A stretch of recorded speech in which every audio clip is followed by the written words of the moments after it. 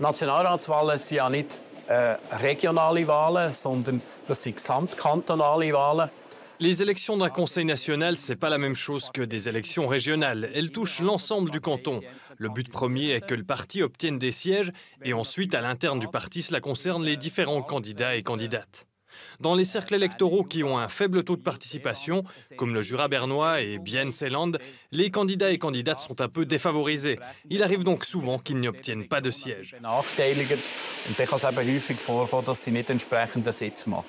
Dans la région, c'est l'UDC qui obtient le plus de voix. Le PS Femmes obtient aussi de nombreux votes. Ces résultats sont-ils similaires à ce qu'on peut observer au niveau national?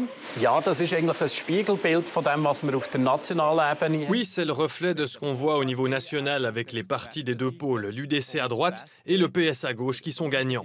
La liste PS Femmes a avant tout affiché de très bons résultats dans le canton de Berne.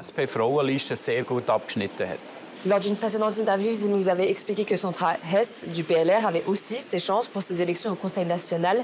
Finalement, elle n'est pas élue. Pourquoi?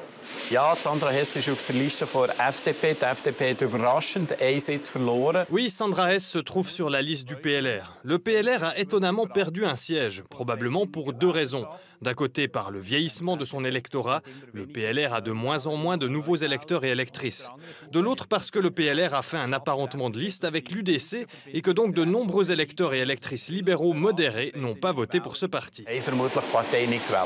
Ce week-end était également le premier tour pour les élections au Conseil des États. Ici, Sandra Hess obtient une place pour le deuxième tour. Comment cela s'explique-t-il? C'est fortement lié au fait qu'elle et Werner Salzmann étaient sur le ticket des partis bourgeois. Cela signifie que beaucoup d'électeurs et électrices PLR ont mis son nom en deuxième position. Cela aurait probablement moins été le cas si elle s'était présentée de son côté. Le deuxième tour se tiendra le 19 novembre. À quoi va-t-il ressembler d'après vous?